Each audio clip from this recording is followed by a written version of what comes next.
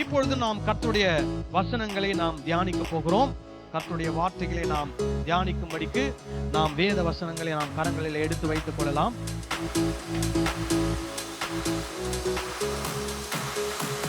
போன வாரத்திலே நம்ம என்ன கற்றுக்கொண்டோம் அப்படின்னா, பொதுவா ஒரு வசனத்தை நம்ம பார்த்தோம். 1 தீமோத்தேயு 2ஆம் அதிகாரத்துல என்ன பண்ணக்கூடாது, 12வது வசனம் சொல்லுகிறது, உபதேசம் பண்ணவும் புருஷன் மேல் அதிகாரம் செலுத்தவும் ஸ்திரீயானவளுக்கு நான் உத்தரவு கொடுக்கிறது இல்லை, அவள் அமைதலாய் இருக்க வேண்டும் அப்படின்னு சொல்லி அப்போஸ்தலனாகிய பவுல் சொல்லி இருக்கிறார். அதனால நிறைய பேர் தவறா என்ன சொல்றாங்க, திருச்சபையிலே பெண்கள் என்ன பண்ணக்கூடாது, பேசக்கூடாது, பிரசங்கம் பண்ணக்கூடாது, வசனங்களை சொல்லக்கூடாது, அவங்களுடைய ஊழியம் ஒரு மறைவா இருக்கணும், அப்படி இப்படிலாம் சொல்றாங்க. ஆனா பவுல் சொல்லக்கூடிய நோக்கம் அது அல்ல. அவர் என்ன நோக்கத்திற்காக அதை சொல்லி இருக்கிறார் என்பதை நாம் என்ன பண்ணோம், போன வாரம் கற்றுக்கொண்டோம். அப்போஸ்தலனாகிய பவுல் சொல்லுகிறபடி பெண்கள், ஸ்திரீகள் சபையில் என்ன பண்ணலாம், பிரசங்கம் செய்யலாம், ஜெபம் செய்யலாம், தீர்க்க தரிசனம் உரைக்கலாம், இந்த மாதிரியான காரியங்கள்லாம் என்ன பண்ணலாம், செய்யலாம். ஆனால் அதை செய்வதற்கு முன்பதாக அவங்க என்ன பண்ணணும், வேத வசனங்களை ஒழுங்காக முறையாக என்ன பண்ண வேண்டும், கற்றுக்கொள்ள வேண்டும். அல்லேலூயா. ஒண்ணுமே தெரியாம, அது பெண்களானாலும் சரி ஆண்களானாலும் சரி, வேத வசனத்தை பத்தி ஒண்ணுமே தெரியாம ஸ்டேஜில் ஏறி என்ன பண்ணக்கூடாது, போதிக்க கூடாது, பிரசங்கம் பண்ண கூடாது. அப்படி பண்றவங்க என்ன பண்றாங்கன்னா, அவங்களுடைய வசனத்தை கேட்கிறவங்களுக்கு தப்பு தப்பான காரியங்களை கற்றுக் கொடுத்து அவங்களை என்ன பண்றாங்க, தவறான வழியில என்ன பண்றாங்க, நடத்துறாங்க. அது ரொம்ப ரொம்ப ரொம்ப மோசமான ஒரு காரியம். கர்த்தருடைய பார்வையில அது என்னது, தேவ தூஷணம் அப்படின்னு கூட என்ன பண்ணலாம், சொல்லலாம். அதனால நம்ம மற்றவங்களுக்கு போதிக்கணும், உபதேசம் பண்ணணும்னு நமக்கு ஆசை இருந்தா நம்ம வேதத்தை முதல்ல ஒழுங்கா என்ன பண்ணணும், கற்றுக்கொள்ள வேண்டும். ராமேன் சொல்லலாமா? ஹல்லேலூயா. சரி, இன்றைக்கும் நாம் தவறாக புரிந்து கொள்ளப்பட்ட வேத வசனம் என்ற தலைப்பிலே இன்னொரு ஒரு வேத வசனத்தை நாம் கற்றுக்கொள்ள போகிறோம். ஒரு சிலருக்கு ஏற்கனவே இந்த வசனத்தை குறித்து நான் சொல்லி இருப்பேன், நீங்க அதை கேட்டிருப்பீங்க. இருந்தாலும் மறுபடியும் உங்களுக்கு அது என்ன ஆகும், மறுபடியும் ஞாபகப்படுத்தி மறுபடியும் அந்த வசனத்தினுடைய அர்த்தம் என்ன என்பதை நீங்க என்ன பண்ணலாம், உங்க மனதிலே அதை புதுப்பித்து வைத்துக் கொள்ளலாம். சரி, பிலிப்பியர் 4வது அதிகாரம் 13ஆம் வசனத்தை நான் வாசிக்கிறேன். பிலிப்பியர் 4வது அதிகாரம் 13ஆம் வசனத்தை எடுத்துக்கொள்ளுங்கள். என்னை பலப்படுத்துகிற கிறிஸ்துவினாலே எல்லாவற்றையும் செய்ய எனக்கு பலன் உண்டு. அல்லேலூயா. சோ இதுதான் பவுல் என்ன பண்றாரு, சொல்றார். இது யாரை பத்தி சொல்றாரு, அப்போஸ்தலனாகிய பவுல் யாரை குறித்து சொல்லுகிறார், தன்னை குறித்து சொல்லுகிறார். சோ பொதுவாக கிறிஸ்தவ உலகத்திலே இந்த வசனத்தை எப்படி எடுத்துக்கிறாங்க அப்படின்னா, என்னை பலப்படுத்துகிற கிறிஸ்துவினாலே எல்லாவற்றையும் என்னால் என்ன பண்ண முடியும், செய்ய முடியும், என்னால எல்லாமே என்ன பண்ண முடியும், செய்ய முடியும். அப்படின்னா எந்த அர்த்தத்துல சொல்றாங்க, நான் எந்த காரியத்தை செய்தாலும் கர்த்தர் அதை என்ன பண்ணுவார், ஆசீர்வதிப்பார். நான் எந்த காரியத்தை கையிட்டு செய்தாலும் அந்த காரியத்தை கர்த்தர் என்ன பண்ணுவார், வாய்க்க பண்ணுவார். சோ அப்போ எப்படி யோசிக்கிறாங்க அப்படின்னா, நான் படிக்கலனாலும் ஆயத்தம் பண்ணலனாலும் நான் போய் எக்ஸாம் எழுதுனேன்னா என்னை பலப்படுத்துகிற கிறிஸ்து எனக்கு என்ன பண்ணுவார், எக்ஸாம்ல என்ன பண்ணி வச்சிருவார், பாஸ் பண்ண வச்சிருவார். நான் ஒரு வேலைக்காக இன்டர்வியூக்கு போறேன், அந்த இன்டர்வியூக்கு போகும்போது என்ன சொல்லிட்டு போவேன், என்னை பலப்படுத்துகிற கிறிஸ்துவினாலே எல்லாவற்றையும் செய்ய எனக்கு என்ன உண்டு, பலன் உண்டு அப்படின்னு சொல்லிட்டு நான் என்ன பண்ணுவேன், இன்டர்வியூக்கு போவேன். போனேன்னா எனக்கு என்ன கிடைக்கும், இன்டர்வியூல எனக்கு வேலை கிடைச்சிரும். சிலர் என்ன நினைக்கிறாங்க, நான் மலை ஏறுறேன். மலை ஏறுறேன்னா என்ன, நீங்க நம்ம ஊர் மலை ஏறுறது மாதிரி நினைக்காதீங்க. நிறைய மலைகளை ஏறுற ஒரு பழக்கம் எனக்கு இருக்குது. நான் எவரெஸ்ட் மலையை என்ன பண்ண போறேன், ஏற போறேன்.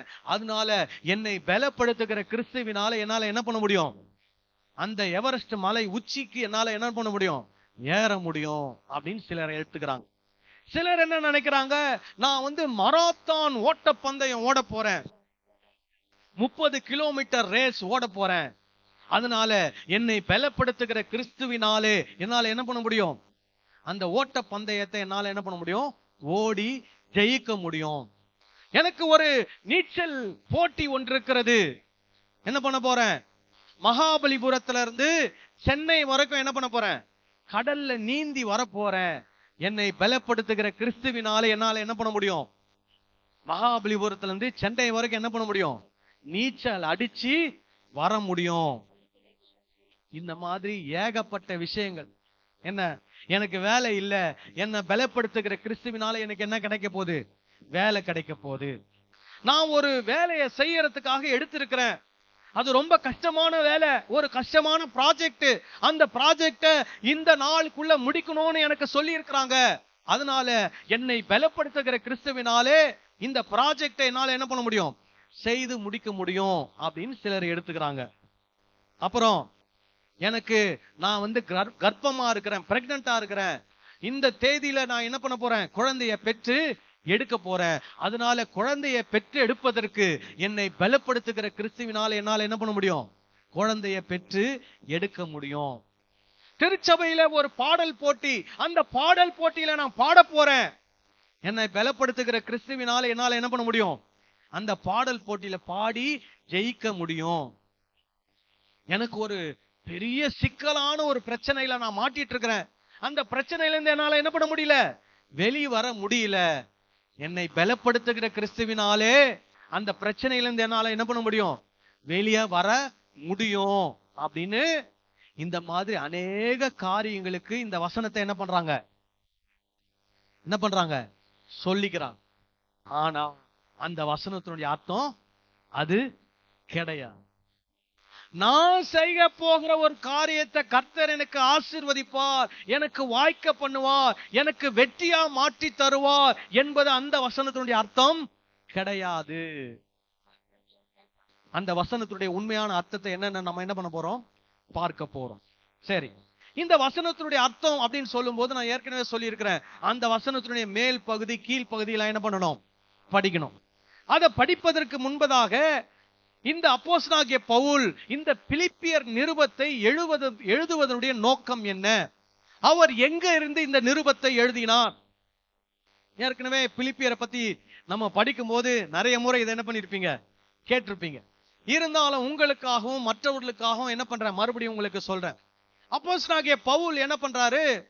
ரோமாபுரியில சிறைச்சாலையில் என்ன பண்ணப்பட்டிருக்கிறார்? வைக்கப்பட்டிருக்கிறார். சிறைச்சாலை அப்படின்னு சொல்லும் போது அவருடைய வீடு ஒரு வாடகை வீட்டுல அல்லது ஒரு வீட்டுல அவர் என்ன பண்ணிருக்கிறாரு? ஹவுஸ் அரெஸ்ட் பண்ணி வைக்கப்பட்டிருக்கிறார். அப்போ அவர் ஹவுஸ் அரெஸ்ட்ல இருக்கும்போது அவர்களுடைய தேவைகளை சந்திப்பதற்காக பிலிப்பி பட்டணத்தில் இருந்து, பிலிப்பி அப்படின்ற ஊர்ல இருந்து அந்த சபை மக்கள் என்ன பண்றாங்கன்னா, எப்பாப்ரோதீத்து அப்படின்ற ஒரு நபரை என்ன பண்றாங்க? அந்த சர்ச்சில இருந்து பவுல் கிட்ட அனுப்புறாங்க. பவுல் எங்க இருக்கிறார்? ரோம்ல இருக்கிறார். அப்ப அந்த நபரை அனுப்பும் போது பவுலுக்கு என்னென்னலாம் தேவை இருக்கிறதோ அந்த தேவைகளை எல்லாம் என்ன பண்றாங்க? பணமாகவோ பொருளாகவோ துணியாகவோ என்ன பண்றாங்க? சேகரித்து அந்த எப்பாப்ரோதீத்து என்பவருடைய கையில கொடுத்து யாருகிட்ட அனுப்புறாங்க? பவுல் கிட்ட அனுப்புறாங்க. அப்ப பவுல் கிட்ட அந்த நபர் என்ன பண்றாரு? பிலிப்பி பட்டணத்துல, பிலிப்பி ஊர்ல இருக்கக்கூடியவர்கள் இதெல்லாம் என்ன பண்ணிருக்கிறாங்க? உங்களுக்கு கொடுத்திருக்கிறாங்கன்னு சொல்லி பவுல் கையில என்ன பண்றாரு? அவர் கொடுக்கிறார். சோ பவுல் அவர்கிட்ட இருந்து அதை வாங்கிட்டு அந்த ஊர்ல இருக்கக்கூடிய காரியங்கள் குறித்து என்ன பண்றாரு? கேட்கிறார். அப்போ எப்பாப்ரோதீத்துன்றவர் என்ன பண்றாரு? பிலிப்பி பட்டணம் அந்த ஊர்ல சபை மக்கள் எப்படிலாம் இருக்கிறாங்க, என்னென்ன சூழ்நிலை இருக்கிறது அப்படின்றதெல்லாம் என்ன பண்றாரு? பவுல் கிட்ட சொல்றார். சொல்லி கொஞ்ச நாள் கழிச்சு பவுல் என்ன பண்றாரு? எப்பாப்ரோதீத்துவ மறுபடியும் பிலிப்பி ஊருக்கே என்ன பண்றாரு? அனுப்பி வைக்கிறார். அப்படி அனுப்பி வைக்கும் போது இவர் ஒரு லெட்டர் என்ன பண்றாரு? எழுதி, நீ இந்த லெட்டரை என்ன பண்ணு, போகும்போது கொண்டு போய் என்ன பண்ண, அந்த சபையில இருக்கக்கூடிய மக்களுக்கு இதை என்ன பண்ணு, வாசித்து காட்டு அப்படின்னு சொல்லி எழுதி அனுப்புறார். அப்போ அங்க எழுதி அனுப்பும் போது பவுல் என்னெல்லாம் எழுதுறார் அப்படின்னா, அந்த பிலிப்பி பட்டணத்தில் இருக்கக்கூடிய திருச்சபை மக்களை உற்சாகப்படுத்தி எழுதுகிறார். ஏன் உற்சாகப்படுத்தி எழுதுறான்னா, அவங்க 1ஆம் நூற்றாண்டுல வந்த உபத்திரவங்கள், கிறிஸ்தவர்களுக்கு விரோதமாய் செய்யப்பட்ட அநேக செய்கைகளில் அவங்களும் என்ன பண்றாங்க? பாதிக்கப்படுறாங்க. அந்த பாதிப்புனால என்ன ஆகுறாங்க? சோர்வடைகிறாங்க. அப்ப பவுல் என்ன சொல்றாரு? நானும் எங்க இருக்கிறேன்? சிறைச்சாலையில தான் இருக்கிறேன். ஆனா நான் சந்தோஷமா இருக்கிறேன். நீங்களும் எப்படி இருங்க? சந்தோஷமா இருங்க. இந்த சூழ்நிலையை பார்த்து என்ன பண்ணாதீங்க? பயப்படாதீங்க, தைரியமா இருங்க அப்படின்னு அவங்களை என்ன பண்றாரு? உற்சாகப்படுத்துகிறார். அது மட்டுமல்ல, அவர் என்ன சொல்றாரு? நம்ம இந்த பூமிக்குரியவர்கள் அல்ல. நம்மெல்லாம் யாரு? பரலோக வாசிகள். நம்ம எதை பெற்றுக்கொள்ள போகிறவர்கள்? நித்திய ஜீவனை பெற்றுக்கொள்ள போகிறவர்கள். ஆகவே நீங்கள் தொடர்ந்து உங்க விசுவாச ஓட்டத்தில் எப்படி ஓடுங்க? உறுதியாக ஓடுங்கள் என்று அவங்களை என்ன பண்றாரு? உற்சாகப்படுத்துகிறார். அதோடு சேர்த்து நீங்கள் தொடர்ந்து இந்த உற்சாகத்தோடு தேவனுக்கு என்ன பண்ண வேண்டும்? ஊழியம் செய்ய வேண்டும். கடவுளுக்கு ஊழியம் செய்ய வேண்டும். அதே மாதிரி ஒருவரோடு ஒருவர் எப்படி இருக்கணும்? அன்பாக இருக்கணும்.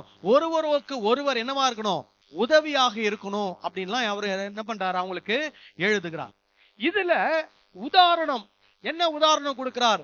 இயேசு கிறிஸ்துவை உதாரணமாக கொடுக்கிறார். ஏன் உதாரணமாக கொடுக்கிறார்னா, இயேசு தனக்காக வாழவில்லை, நமக்காக இந்த பூமிக்கு என்ன பண்ணார்? வந்தார். அவர் நமக்காகவே வாழ்ந்து மரித்து உயிரோடு என்ன பண்ணி இருக்கிறாரு? எழும்பி இருக்கிறார் அப்படின்றத சொல்லி, அதே போல இயேசுவை போல பவுலாகிய நானும் உங்களுக்காக என்ன பண்ணுகிறேன்? வாழுகிறேன். தீமோத்தேயுவாகிய அவனும் எப்பாப்ரோதீத்து என்பவனாகிய அவனும் மற்றவர்களுக்காக என்ன பண்ணுகிறார்கள்? இயேசுவை போல வாழுகிறார்கள். ஆகவே எங்களுடைய உதாரணங்களை நீங்கள் பார்த்து நீங்களும் யாருக்காக வாழ வேண்டும்? இயேசுவுக்காகவும் மற்றவர்களுக்காகவும் என்ன பண்ண வேண்டும்? வாழ வேண்டும் என்று அந்த ஜனங்களை என்ன பண்ணுகிறார்? உற்சாகப்படுத்துகிறார். சோ இதுதான் அந்த லெட்டர்ல இருக்கக்கூடிய விஷயங்கள். சரி, அப்போ இந்த வசனம் எந்த இடத்துல வருகிறது? 4ஆம் அதிகாரம் 13ஆம் வசனமாக இந்த வசனம் என்ன பண்ணுகிறது? வருகிறது. என்ன வசனம்? என்னை பலப்படுத்துகிற கிறிஸ்துவினாலே எல்லாவற்றையும் செய்ய எனக்கு பலன் உண்டு.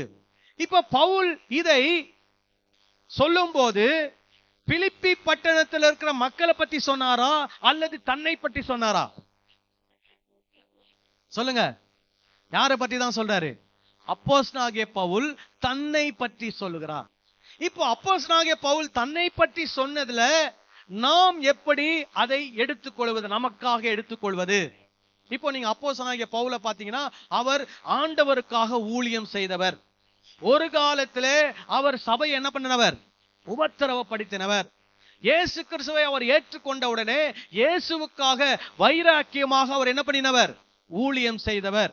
நீங்க அப்போஸ்தலர் 16வது அதிகாரத்துல வாசித்து பாத்தீங்கன்னா, 4ஆம் வசனத்திலிருந்து பிலிப்பி பட்டணத்துக்கு அவர் எப்ப வந்தார், பிலிப்பி பட்டணத்திலே அவர் எப்படி திருச்சபையை உருவாக்கினார் என்பதை குறித்து அங்க என்ன பண்ணப்பட்டிருக்குது? எழுதப்பட்டிருக்கிறது அப்போஸ்தலர் 16வது அதிகாரத்துல. சரி, அப்படி வந்து அவர் ஊழியம் செய்யும் போது இந்த பிலிப்பியருக்கு எழுதின இந்த கடிதத்திலே தன்னை பற்றி என்ன பண்ணுகிறார்? சில விஷயங்களை எழுதுறார். அப்பதான் அவர் சொல்றாரு, என்னை பலப்படுத்துகிற கிறிஸ்துவினாலே என்னால் என்ன பண்ண முடியும்? எல்லாவற்றையும் என்ன பண்ண முடியும்? செய்ய முடியும். சரி, அப்போ கிறிஸ்து என்ன பலப்படுத்துகிறார்? எதற்காக பலப்படுத்துகிறார்? அவர் எல்லாவற்றையும் செய்கிறார்னா என்ன எல்லாம் செய்கிறார்? அவர் சொல்றாரு, எல்லாவற்றையும் செய்ய எனக்கு என்ன உண்டு? பலன் உண்டுன்னு சொல்றாரு. என்னதெல்லாம் அவர் செஞ்சாரு அப்படின்னு நம்ம ஒரு கேள்வி வைக்கிறோம். அப்போ என்னெல்லாம் அவர் செய்ய முடிந்தது அவரால அப்படின்னும் போது மேல இருக்கக்கூடிய சில வசனங்கள்ல அதற்கான பதில் அவர் என்ன பண்றாரு? கொடுக்கிறார். இப்போ நம்ம எங்க இருந்து வாசிக்கணும்னா 10வது வசனத்துல இருந்து நாம் வாசிக்கணும். நான் உங்களுக்கு வாசிக்கிறேன். என்னை விசாரிப்பதற்கு, யாரை விசாரிப்பதற்கு? பவுலை விசாரிப்பதற்கு நீங்கள் இப்பொழுது மறுபடியும் மலர்ந்தபடியினாலே கர்த்தருக்குள் மிகவும் சந்தோஷப்பட்டேன். சோ இப்ப பவுலை மறுபடியும் அந்த பிலிப்பி பட்டணத்துல இருக்கவங்க என்ன பண்றாங்களாம்? விசாரிக்கிறாங்க. அதற்கு அவங்களுடைய மனம் என்ன ஆகுதுன்னா, மனசு மலர்ந்ததான். மனசு என்ன ஆயிடுச்சான்? மலர்ந்தது. எதற்கு? பவுலை விசாரிப்பதற்கு. விசாரிப்பதற்குன்னா சும்மா எப்படி இருக்கீங்க, நல்லா இருக்கிறீங்களா, அது இல்ல. பவுலுக்கு என்னென்னலாம் வேணுமோ அதெல்லாம் என்ன பண்றாங்க? எப்பாப்ரோதீத்து மூலமா என்ன பண்றாங்க? கொடுத்து அனுப்புறாங்க. அதுக்கு பேர் தான் என்னது? விசாரிப்பு. இப்போ கல்யாண வீட்டுல வர்றவங்கள நம்ம எல்லாம் என்ன பண்றோம்? விசாரிக்கிறோம். வாங்க வாங்க நல்லா இருக்கிறீங்களா அப்படின்னு கேட்டு அதோட விட்டுறோமா? என்ன பண்றோம்? அவங்கள கூட்டிட்டு போய் என்ன பண்றோம், சாப்பாடு டேபிள்ல உட்கார வச்சு அங்க சாப்பாடு போடுறவங்களுக்கு கூப்பிட்டு என்ன பண்ற சொல்றோம், நல்லா கவனிப்பா, இவர் எங்களுடைய ரொம்ப நெருங்கிய உறவினர், நெருங்கிய நண்பர், ரொம்ப வேண்டியப்பட்டவர், இவரை நல்லா என்ன பண்ணுங்க, கவனிங்க. அவர் சாப்பிட்டு வந்த உடனே என்ன பண்றோம், சாப்பிட்டீங்களா, கொண்டீங்களா, இப்ப எப்படி போவீங்க, ஆட்டோல போறீங்களா, பஸ்ல போறீங்களா, ஏதோ ஆட்டோ அரேஞ்ச் பண்ணி விடட்டுமா, இதெல்லாம் என்ன பண்றோம், கேட்கிறோம், விசாரிக்கிறோம். இப்போ பிலிப்பி பட்டணத்துல இருக்கிற சபை மக்கள் என்ன பண்றாங்க, பவுலை விசாரிப்பதற்காக, பவுலுடைய தேவைகளை சந்திப்பதற்காக என்ன பண்றாங்க, பொருட்களை சேகரித்து, பணத்தை சேகரித்து, உணவுகளை சேகரித்து என்ன பண்றாங்க, பவுல் கிட்ட கொடுத்து அனுப்புறாங்க. அப்போ பவுல் சொல்றாரு, என்னை விசாரிப்பதற்கு நீங்கள் இப்பொழுது மறுபடியும் மனம் மலர்ந்தபடியினாலே கர்த்தருக்குள் மிகவும் சந்தோஷப்பட்டேன். அடுத்தது, இப்படி செய்ய எண்ணம் கொண்டிருந்தீர்கள். அதாவது இப்படி செய்வதற்கு உங்களுக்கு ஏற்கனவே என்ன இருக்குது, மனசுல எண்ணம் இருக்கிறது. என்ன விசாரிக்கிறதுக்கு உங்களுக்கு என்ன இருக்குது, மனசுல நிறைய எண்ணங்கள் வைத்திருக்கிறீர்கள். ஆனால் சமயம் மாத்திரம் உங்களுக்கு என்னவில்லை, நேரிடவில்லை. சோ அதற்கான சரியான சூழ்நிலை என்ன பண்ணவில்லை, அமையவில்லை. ஆனால் இப்பொழுது ஒரு சூழ்நிலை அமைந்திருக்கிறது. ஆகவே உங்களுடைய எண்ணத்தை நீங்கள் என்னவா மாற்றிட்டீங்க, செயலாக மாற்றி இப்போ உங்க சபையிலிருந்து யாரை அனுப்பி இருக்கிறீங்க, எப்பாப்ரோதீத்து என்பவரை நீங்க அனுப்பி இருக்கிறீங்க. அப்புறம் பாருங்க, என் குலைச்சலினால் நான் இப்படி சொல்லுகிறதில்லை. அதாவது அப்படின்னா என்ன அர்த்தம், சிலர் என்ன நினைக்கலாம், பவுல் இந்த மக்களை என்ன பண்றாரு, பிரியப்படுத்துற மாதிரி என்ன பண்றாரு, பேசுறாரு, பவுல் பட்டர் போடுறாரு, இப்படி எல்லாம் நினைக்கலாம். அதனால பவுல் ஏற்கனவே என்ன சொல்றாரு, நான் ரொம்ப குறைவுல இருக்கிறேன்றதுனால நான் இதெல்லாம் உங்களுக்கு என்ன பண்ணல, சொல்லல. ஏன்னா நீங்க ஏற்கனவே எனக்கு நிறைய சூழ்நிலை எனக்கு என்ன பண்ணிருக்கிறீங்க, ஹெல்ப் பண்ணிருக்கிறீங்க. நீங்க அடுத்த இருக்கக்கூடிய சில வசனங்கள்லாம் வாசித்தீங்கன்னா அதுல அவர் என்ன பண்ணிருப்பாரு, எழுதி இருப்பார். நீங்க அடுத்த சில வசனங்கள் எடுத்துக்கிட்டீங்கன்னா, பிலிப்பியர் 4வது அதிகாரத்துல 15வது வசனத்துல பாத்தீங்கன்னா, மேலும் பிலிப்பியரே, சுவிசேஷத்தின் ஆரம்பத்திலே நான் மக்கோதோனியாவில் இருந்து புறப்பட்ட போது கொடுக்கல் வாங்கல் காரியத்தில் நீங்கள் மாத்திரம் எனக்கு உடன்பட்டதே அல்லாமல் வேறொரு சபையும் உடன்படவில்லை என்று நீங்கள் அறிந்திருக்கிறீர்கள். சோ எப்பத்துல இருந்தே இவங்க கொடுக்கல் வாங்கல் காரியங்கள்ல உதவி செய்யறாங்க பவுலுக்கு, சுவிசேஷத்தின் ஆரம்பத்துல. அப்போஸ்தலர் 16ஆம் அதிகாரத்துல வாசிச்சீங்கன்னா அதுதான் என்னது, ஆரம்பம். அந்த நேரத்துல இருந்தே இவங்க என்ன பண்றாங்களாம், பவுலுக்கு உதவி செய்து கொண்டிருக்கிறார்கள். அதுக்கப்புறம் பாருங்க, நான் தெசலோனிக்கேயாவில் இருந்தபோது என் குறைச்சலை நீக்கும்படி நீங்கள் 2 தரம் அனுப்பினீர்கள். சோ முதல்ல ஆரம்பத்தை சொல்றாரு, அப்புறம் எப்ப சொல்றாரு, நடுவுல ஒரு சூழ்நிலை, தெசலோனிக்கேயா அப்படின்ற ஒரு ஊர்ல இருக்கும்போது 2 முறை அவங்க என்ன பண்ணிருக்கிறாங்க, பவுலுக்கு உதவிகளை அனுப்பி இருக்கிறார்கள். அப்புறம் சொல்றாரு, உபகாரத்தை நான் நாடாமல் உங்கள் கணக்குக்கு பலன் பெருகும்படியே நாடுகிறேன் அப்படின்னு சொல்லிட்டு, எல்லாம் எனக்கு கிடைத்தது, பரிபூரணமும் உண்டாயிருக்கிறது. அப்போ பவுல் இதை ஏதோ அவங்கள பிரியப்படுத்தணுன்றதுக்காக அவங்க கிட்ட என்ன பண்ணல, சொல்லல. உண்மையாவே அவங்க பல முறை பவுலுக்கு என்ன பண்ணிருக்கிறாங்க, உதவிகளை செய்திருக்கிறார்கள். அதனால சொல்றாரு, உங்களுக்கு எனக்கு உதவி செய்யணும்னு எண்ணம் இருக்குது, ஆனா என்ன கிடைக்கல, சமயம் கிடைக்கல. ஆனா இப்போ உங்களுக்கு சமயம் கிடைத்தது, அதனால நீங்க எனக்கு என்ன பண்ணிருக்கிறீங்க, உதவிகளை செய்திருக்கிறீர்கள். சரிங்களா, ஓகே. அப்போ அவங்களுடைய உதவி செய்த அந்த காரியத்தை என்ன பண்றாரு, இந்த இடத்துல பாராட்டி அவங்களை என்ன பண்றாரு, ஒரு உற்சாகப்படுத்தி சொல்றார். சரி, அடுத்து, என் குறைச்சலினால் நான் இப்படி சொல்லுகிறதில்லை, ஏனெனில் நான் எந்த நிலைமையில் இருந்தாலும் மன ரம்மியமாயிருக்க கற்றுக்கொண்டேன். சோ இப்போ எதனால இத சொல்றாரு, என்னுடைய குறைவு இருக்கிறதுனால இதை நான் உங்ககிட்ட சொல்லல. ஏன்னா எந்த சூழ்நிலையில இருந்தாலும் நான் எப்படி இருப்பேன், மன ரம்மியமா இருக்க என்ன பண்ணேன், கற்றுக்கொண்டேன். சோ இது கற்றுக்கொண்டேன் அப்படின்னு சொல்றாரு. அல்லேலூயா. இது அவருடைய வாழ்க்கையில அப்படியே வந்துருச்சு இல்ல, அவர் என்ன பண்றாரு, இத ஒவ்வொரு சூழ்நிலையிலும் என்ன பண்றாரு, அனுபவித்து கற்றுக்கொண்டு இதை அவர் என்ன பண்ணுகிறார், சொல்லுகிறார். ஏன்னா இந்த பிலிப்பியர் மக்களே, உங்களை நான் பிரியப்படுத்துறதுக்காக இந்த வார்த்தைகளை சொல்லல. ஏன்னா எனக்கு எந்த சூழ்நிலை இருந்தாலும் என்னால எப்படி இருக்க முடியும்? மன ரம்மியமா இருக்க முடியும். நீங்க இந்த பொருட்களை கொடுத்து அனுப்பலனாலும் நான் எப்படிதான் இருப்பேன்? சந்தோஷமா இருப்பேன். இந்த பொருட்களை நீங்க கொடுத்து அனுப்புனாலும் நான் எப்படி இருப்பேன்? சந்தோஷமா இருப்பேன். என்னுடைய சந்தோஷத்துல என்ன வராது? குறைவுகள், மாற்றங்கள் என்ன பண்ணாது? வராது. என்னுடைய சூழ்நிலை எப்படி வேணா மாறலாம், ஆனா என்னுடைய உள்ளத்தில் இருக்கிற சந்தோஷம் என்ன ஆகாது? ஒரு நாளும் மாறாது அப்படின்னு அவர் என்ன பண்றாரு? சொல்றார். அப்புறம் பாருங்க, தாழ்ந்திருக்கவும் எனக்கு தெரியும். என்ன தெரியுமா பவுலுக்கு?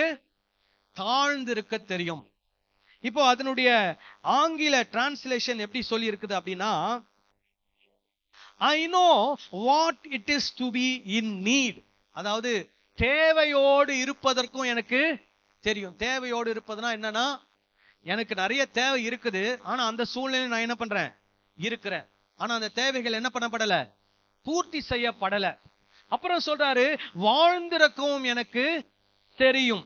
அப்புறம் அதுக்கு ஆங்கிலத்தில் என்னன்னா, I know what it is to have plenty.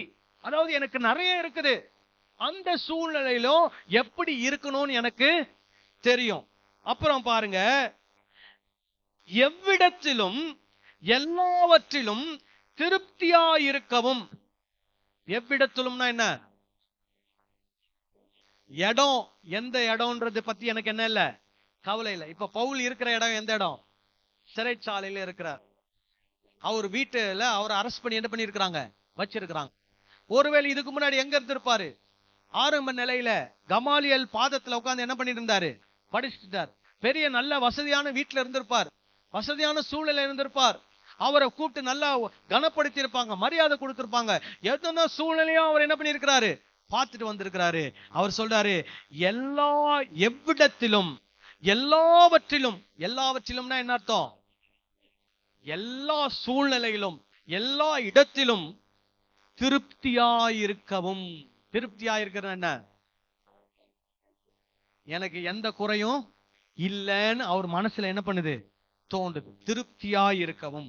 அப்புறம் பட்டினியாயிருக்கவும், பரிபூரணம் அடையவும், குறைவுபடவும் போதிக்கப்பட்டேன். முதல்ல கற்றுக்கொண்டேன் அப்படின்னாரு, இன்னொன்னு என்ன பண்ணப்பட்டேனா?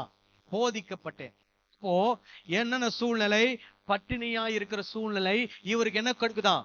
அந்த சூழ்நிலை இவருக்கு கற்றுக் கொடுக்கிறது, போதிக்கப்படுறார். அப்புறம் பரிபூர்ணம் அடைகிற சூழ்நிலை இவருக்கு என்ன கொடுக்குது? கற்றுக் கொடுக்குது. அப்புறம் குறைவுபடுகிற சூழ்நிலை இவருக்கு என்ன பண்ணுகிறது? கற்றுக் கொடுக்கிறது. இவர் என்ன பண்ணப்பட்டாராம்? போதிக்கப்பட்டார். சோ இந்த சூழ்நிலையில அவருக்கு என்ன பண்ணுது? போதிக்குது, டீச் பண்ணுது. அப்பதான் இதெல்லாம் சொல்லிட்டு சொல்றாரு, என்னை பலப்படுத்துகிற கிறிஸ்துவினாலே இவை எல்லாவற்றையும் செய்ய எனக்கு என்ன உண்டு? பலன். அப்ப எல்லாவற்றையும் அப்படின்னு சொல்லும் போது எதை சொல்லுகிறார்? எதை சொல்லுகிறார்? எல்லா நிலைமையிலும் நான் எப்படி இருக்க முடியும்? மன ரம்மியமா இருக்க முடியும்.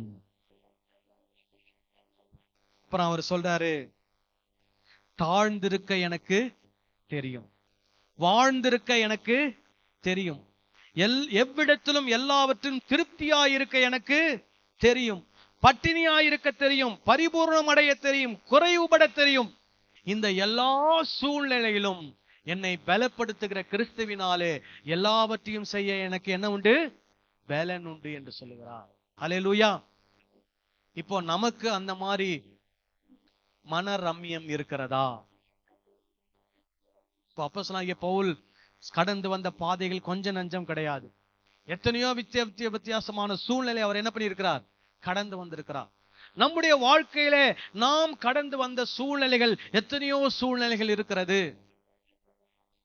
சில இடத்துல போனா நமக்கு நல்ல சூழ்நிலை இருக்கும், சில இடத்துல போனா எப்படி இருக்கும்? சூழ்நிலை மோசமா இருக்கும். சில இடத்துல போனா நமக்கு கிடைக்க வேண்டிய உரிய மரியாதை கிடைக்கும், சில இடத்துக்கு போனா நமக்கு கிடைக்க வேண்டிய உரிய மரியாதை என்ன பண்ணாது?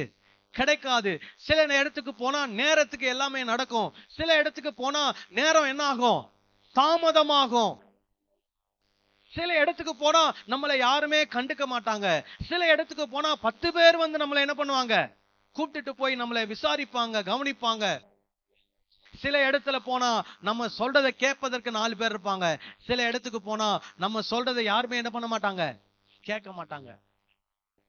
சூழ்நிலைகள் எப்படி ஆயிட்டே இருக்குது, மாறிக்கொண்டே இருக்கிறது. ஆனா கேள்வி என்னன்னா, அப்போஸ்தலனாகிய பவுலை போல நம்முடைய உள்ளம் மனரம்யமா இருக்கிறதா? மனரம்யம் அப்படின்னா என்னன்னா, என்ன இருக்குதோ அது எனக்கு போதும் அப்படின்ற நிலைமை. எது இருந்தாலும் எனக்கு என்ன இல்ல, கவலை இல்லை. எனக்கு பிரியாணி கிடைச்சாலும் சந்தோஷம், பிரியாணி இல்ல வெறும் சாம்பார் சாதம் தயிர் சாதம்னாலும் என்னது, சந்தோஷம்.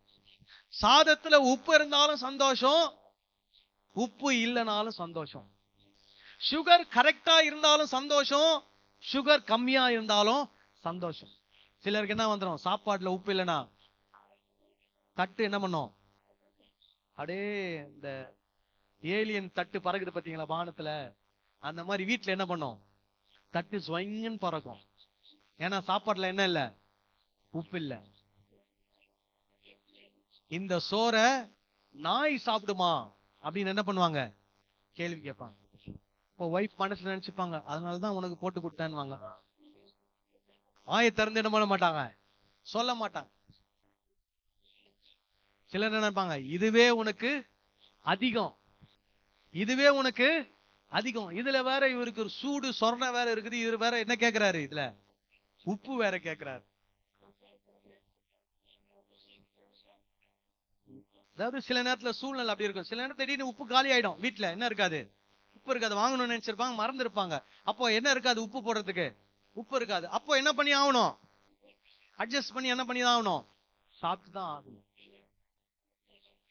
சில நேரத்துல நம்ம காஃபி கேட்போம், காஃபி தூள் என்ன ஆயிருக்கும், காலி ஆயிருக்கும். என்னதான் இருக்கும், டீ தூள் தான் இருக்கும். டீ போட்டு கொடுப்பாங்க, என்ன பண்ணணும், சந்தோஷமா மனரம்யமா என்ன குடிக்கணும், டீய குடிக்கணும். இப்போ வேதம் நமக்கு அதை தான், கிறிஸ்தவர்களுக்கு அதை தான் என்ன பண்ணுது, கற்றுக் கொடுக்கிறது. இன்னைக்கு இந்த மனரம்யம் போதும் என்கிற மனம் இல்லாததுனாலே அநேக குடும்பங்களிலே, அநேக குடும்ப சூழ்நிலைகளிலே அநேக விதமான பிரச்சனைகள். இப்ப நீங்க பாத்தீங்கன்னா, ஒரு இடத்துல புதுசா கல்யாணமான கணவன் மனைவி, அவங்களுக்கு என்ன பண்றாங்க, ஒரு நல்ல அழகான ஒரு வீடை பார்த்து, புதுசா கல்யாணம் ஆனவங்களுக்கு எத்தனை பெட்ரூம் வீடு வேணும், ஒரு பெட்ரூம் வீடு இருந்தா அது போதுமானது. சோ அவங்கள ஒரு பெட்ரூம் வீடு பார்த்து என்ன பண்றாங்க, அவங்கள குடி வைக்கிறாங்க. அந்த பெண் வீட்டுல என்ன பண்றாங்க, ஒரு அந்த 2 பேர் டிராவல் பண்றதுக்கு ஏத்த மாதிரி என்ன பண்றாங்க, ஒரு மாருதி காரோ ஏதோ ஒரு நல்ல ஒரு சின்ன கார் ஒண்ணு வாங்கி கொடுக்குறாங்க. இப்ப அந்த வீட்டுக்கு போய் அந்த குடும்பம் ரன் ஆகிட்டு இருக்குது. அப்போ அந்த மனைவிக்கு என்ன ஆயிடுச்சு, என்ன அது எல்லாருமே என் ஃப்ரெண்ட்ஸ் எல்லாம் எத்தனை பெட்ரூம்ல இருக்கிறாங்க, டபுள் பெட்ரூம் வீட்ல இருக்கிறாங்க, ட்ரிபிள் பெட்ரூம் வீட்ல இருக்கிறாங்க. என்ன கேட்டா நான் சிங்கிள் பெட்ரூம் சொல்லும் போது என்ன எல்லாரும் என்ன பண்றாங்க, கேவலமா பாக்குறாங்க. அதனால புருஷன் கிட்ட சொல்லி சொல்லி நீ என்ன பண்ணு, டபுள் பெட்ரூம் வீடா பாரு, டபுள் பெட்ரூம் வீடா பாருன்னு அவரை தொல்லை பண்ணி என்ன பண்ணிட்டாங்க, சிங்கிள் பெட்ரூம்ல இருந்து எங்க மாறிட்டாங்க, டபுள் பெட்ரூம். அப்புறமா கொஞ்ச நாள் கழிச்சு என்ன, கார் எப்படி இருக்குது, சின்னதா இருக்குது. என்ன மாதிரி கார் வாங்கணும், பெருசா வாங்கணும். என்ன காரு, எஸ்யூவி கார் வாங்கணும். அதனால இந்த காரை வித்துட்டு என்ன கார் வாங்கி கொடு, எஸ்யூவி கார் வாங்கி கொடு. உடனே அவர் என்ன பண்றாரு, மனைவியருடைய இது தாங்க முடியாம என்ன பண்றாரு, அந்த காரை வித்துட்டு என்ன கார் வாங்குறாரு, எஸ்யூவி கார் வாங்குறாரு. இப்போ இப்ப 2 சிங்கிள் பெட்ரூம்னா வாடகை கம்மி, இப்ப டபுள் பெட்ரூம்னா என்னது, வாடகை அதிகம். இப்ப வாடகை அதிகமா கொடுக்கணும். இப்ப சின்ன கார்ன்னும் போது அவங்க பேரண்ட்ஸ் வாங்கி கொடுத்த கார், இப்ப இவர் பெரிய கார் வாங்கிட்டாரு. அந்த காரை வித்து பெரிய கார் வாங்கினா யார் தான் இஎம்ஐ கட்டணும், கணவன் தான் இஎம்ஐ கட்டணும். கணவன் இஎம்ஐ கட்டுறாரு. அப்புறம் கொஞ்ச நாள் போச்சு, மனைவி சொல்றாங்க, என் ஃப்ரெண்ட்ஸ் எல்லாம் சொந்த வீடு வாங்கிட்டாங்க, நம்ம மட்டும்தான் எந்த வீட்டுல இருக்கிறோம், வாடகை வீட்டுல இருக்கிறோம். அதனால என்ன வீடு வாங்கணும், சொந்த வீடு வாங்கணும். இப்படியே லிமிட் தாண்டி போக போக கணவர் வீட்டுக்கு வர்றதே என்ன பண்ணிட்டாரு, குறைச்சிட்டாரு. வீட்டுக்கு வர்றதே என்ன பண்ணிட்டாரு, குறைச்சிட்டாரு. இன்னும் வீட்டுக்கு வர வர இந்த பொண்டாட்டி என்ன பண்ண ஆரம்பிக்கும், இன்னும் இதை வாங்க அதை வாங்க, என்னால என்ன சம்பளத்துல இதெல்லாம் என்னால என்ன பண்ண முடியாது, கட்டுப்படி ஆகாது. வீட்டுக்கு வர்றதை குறைக்க குறைக்க குறைக்க அவரை இது பண்றதுக்கு இன்னொருத்தவங்க என்ன பண்ணிட்டாங்க, எழும்பி அவர் என்ன பண்ணிட்டாங்க, கவர் பண்ணிட்டாங்க. அவங்க சொல்லிட்டாங்க, எனக்கு டபுள் பெட்ரூம் கூட தேவையில்லை, எனக்கு கார் கூட தேவையில்லை, எனக்கு யார் தான் வேணும்? நீங்க தான் வேணும். உடனே அவருக்கு என்ன ஆயிடுச்சு? ஆஹா, இங்க வீட்டுக்கு போனா என் பொண்டாட்டி என்ன கேக்குறா? வீடு வேணுன்றா, கார் வேணுன்றா, அது வேணுன்றா, இது வேணுன்றா. ஆனா இந்த பொண்ணு ரொம்ப அருமையான பொண்ணுங்க. யார் மட்டும்தான் வேணுன்றா? நான் மட்டும்தான் வேணுன்றா. நீ மாத்திரம் போதும் அப்படின்னு சொல்றா. அதனால நான் யார் கூடயே போயிட போறேன்? இந்த பொண்ணு கூட போய் சமாதானமா என்ன பண்ண போறேன்? இருக்க போறேன். இந்த மாதிரி குடும்பங்கள் என்ன வருகிறது? பிரச்சனை. அதுக்கு காரணம் என்ன? போதும் என்கிற மனம் இல்லை, மன ரம்யம் இல்லை. இப்போ ஆண்டவர் இந்த ஏதேன் தோட்டத்தை உருவாக்கி ஆதாமும் ஏவாளையும் அதுக்குள்ள என்ன பண்ணாரு? வைத்தா. அதே போல ஒவ்வொரு குடும்பமும் நாம் எந்தெந்த சூழ்நிலையில இருக்கிறோமோ அதுதான் நமக்கு என்ன தோட்டமா இருக்கணும்? ஏதேன் தோட்டமா இருக்கணும். எந்த வீட்டுல நம்ம இருக்கிறோமோ அதுதான் நமக்கு என்னது? ஏதேன் தோட்டம். அந்த தோட்டத்தை நம்ம எப்படி வச்சிருக்கணும்? நல்லா சந்தோஷமா நீட்டா அழகா பெருக்கி குப்பையெல்லாம் அள்ளி போட்டு வீட்டுக்கு அந்த ஏதேன் தோட்டத்துக்கு வர்றவங்க எல்லாம் எப்படி பண்ணணும்? உங்க தோட்டம் ரொம்ப அழகா இருக்குதுன்னு சொல்லணும். அந்த அளவுக்கு உங்க தோட்டத்தை என்ன பண்ணிருக்கணும்? வச்சிருக்கணும். நமக்கு எந்த வீடு ஆண்டவர் கொடுத்திருக்கிறோம் அதுதான் நமக்கு என்ன தோட்டம்? ஏதேன் தோட்டம். அல்லேலூயா. சில இந்த என்ன சொல்லுது, மன ரம்யம் இல்லாததுனாலே நான் சொன்ன குடும்பங்கள் என்ன வருது? பிரிவினைகள் வருகிறது. அந்த தவறான உறவுகள் என்ன பண்ணுகிறது? ஏற்படுகிறது. சில இடங்கள்ல மனரம்யம் இல்லாததுனாலே பெரிய பெரிய கடன் சுமைகள், கடன் வாரங்களிலே நிறைய போய் என்ன பண்றாங்க? சிக்கி கொள்ளுகிறார்கள். என்ன சொல்றாங்க? நாங்க இப்படியே வாழ்ந்து பழகிட்டோங்க, வர்ற வருமானம் என்ன ஆகல? பத்தல. என்ன ஆகணும்? வாரத்துக்கு என்ன பண்ணிடணும்? திங்கட்கிழமை ஆனா என்ன வேணும்? காலையில டிபனுக்கு ஆட்டுக்கால் பாயா வேணும். செவ்வாய்க்கிழமையான என்ன வேணும்? சிக்கன் எடுக்கணும். புதன்கிழமையான என்ன எடுக்கணும்? ஃபிஷ் எடுக்கணும். வியாழக்கிழமை என்ன எடுக்கணும்? பெரிய மட்டன் எடுக்கணும். வெள்ளிக்கிழமை என்ன எடுக்கணும்? எறா எடுக்கணும். இதெல்லாம் இல்லாம எங்களால என்ன பண்ண முடியாது? சாப்பாடு இறங்காது. அதுக்கு சிலர் சொல்லுவாங்க, எங்க குடும்பம் என்ன குடும்பம்? துண்ணு கெட்ட குடும்பம். தின்னு இல்ல, துண்ணு கெட்ட குடும்பம். ஏன்னா என்ன இல்ல?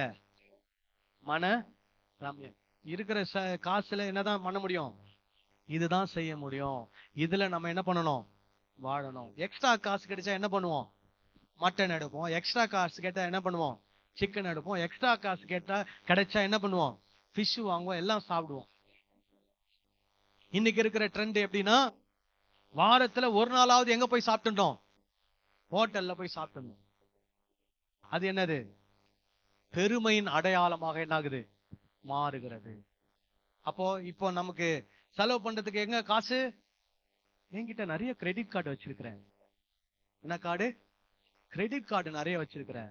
போய் என்ன பண்ணலாம்? அங்க போய் தேய்ச்சிட்டு வந்துடலாம். எல்லாம் போய் எல்லாத்தையும் தேய்ச்சிட்டு வந்ததுக்கு அப்புறம் யார் வந்து நம்மளை தேய்ப்பா? போலீஸ்காரன் லட்டி வந்து நம்மளை என்ன பண்ணும்? தேய்க்கும். அப்புறம் ஜெயில் கம்பி வந்து நம்மளை என்ன பண்ணும்? தேய்க்கும். ஏன்னா இருக்கிற பணத்துல வாழணும்ன்ற என்ன இல்ல, எண்ணம் இல்ல. இன்னும் அதிகமா என்ன வேணும்? அதை செய்யணும், இதை பண்ணணும், அதை வாங்கணும், இதை செய்யணும். அதுக்கு இன்னும் பண தேவை என்ன பண்ணிட்டே இருக்குது? இருந்து கொண்டே இருக்கிறது. இப்ப நான் உங்களை கேட்கிறேன், யாராவது ஒருத்தரை கூப்பிட்டு ஒரு 10 லட்சம் ரூபாய் தரேன் அப்படின்னு சொன்னா நீங்க வேணான்னு சொல்வீங்களா? சொல்லுங்க. யாருமே சொல்ல மாட்டோம். ஏன்னா எல்லாருக்கும் ஒரு வகையில் என்ன இருக்குது? ஏதோ ஒரு பண தேவை என்ன கொண்டு இருக்குது? இருந்து கொண்டுதான் இருக்கு. இப்போ இந்த சூழ்நிலை எனக்கு எந்த பண தேவை இல்லைங்க, நீங்க 10 லட்சம் ரூபாய் கொடுத்தாலாம் வேணாங்க, நாங்க திருப்ப கொடுத்துருவோம்னு யாருமே என்ன பண்ண மாட்டோம்? சொல்ல மாட்டோம். கொடுத்தா என்ன பண்ணுவோம்? சந்தோஷமா என்ன பண்ணுவோம்? வாங்கிக்குவோம். அதுவும் திருப்பி தராதீங்கன்னு சொன்னா அதுல இன்னொரு என்ன வந்துடும்? பெரிய சந்தோஷம். அப்ப எல்லாருக்குமே என்ன இருக்குது? ஒரு பண தேவை இருந்து கொண்டுதான் இருக்கிறது. ஆனால் நமக்கு என்ன வருமானம் இருக்கிறதோ அந்த வருமானத்துக்குள்ள நம்முடைய குடும்பத்தை நடத்துவதற்கு நம்ம என்ன பண்ணணும்? முயற்சி செய்யணும். சிலர் பாத்தீங்கன்னா பெருமை, இந்த திருப்திக்கும் பெருமைக்கும் என்னங்க வித்தியாசம்? சொந்தக்காரங்க கல்யாணம் வச்சிருக்கிறாங்க, நான் என்ன செய்யணும்? கடனாவது வாங்கி 2 சவரன்ல என்ன பண்ணணும்? மோதிரம் போடணும். 2 சவரன்ல ஒரு செயினை போடணும். 1 சவரன்ல நான் இதை பண்ணணும், அதை பண்ணணும். என்ன சொந்தக்கார மத்தியில என்ன எப்படி பேசணும்? பெருமையா பேசணும். இன்னார் வீட்டார் வந்து என்ன செய்தார்கள்? 1/2 பவுண்ட் செயின் போட்டார்கள், 1 பவுண்ட்ல நெக்லஸ் போட்டார்கள். என்ன பண்ணணும்? பெருமையா சொன்னோம். உடனே அதுக்கு என்ன பண்றது? கடன் வாங்குது. இன்னைக்கு நீங்க சென்னையில இருக்கக்கூடிய அநேக குடும்பங்கள்ல நிறைய பேர் கஷ்டப்படுறதுக்கு காரணம் என்னன்னா, நிறைய பேர் என்ன வாங்குறாங்க? தண்டலுக்கு காசு வாங்குறாங்க. அந்த காசு எல்லாம் எப்படிப்பட்ட வட்டி தெரியுமா? நீங்க அந்த வட்டி எல்லாம் கேட்டீங்கன்னா தலையே சுத்திடும். 10,000 ரூபாய் வாங்குனீங்கன்னா 10,000 ரூபாய் வாங்குனீங்கன்னா ஒரு மாசம் நீங்க 3,000 ரூபாய் கட்டணும். அது என்ன வட்டியா? 3 பைசா வட்டியா? 1 லட்சம் வாங்குனீங்கன்னா ஒரு மாசம் எவ்வளவு கட்டணும்? 10,000 ரூபாய் கட்டணும். 10 மாசத்துல நீங்க எவ்வளவு கட்டிடுவீங்க? 1 லட்சத்தையே கட்டிடுவீங்க. இன்னும் அசல் கட்டலன்னா இன்னும் என்ன ஆயிட்டு தான் கட்டிருப்பீங்க? வட்டியை மாத்திரமே கட்டிட்டு இருப்பீங்க. இதெல்லாம் வந்து கிட்டத்தட்ட 50% மேல என்ன போடுறாங்க? வட்டி போடுறாங்க.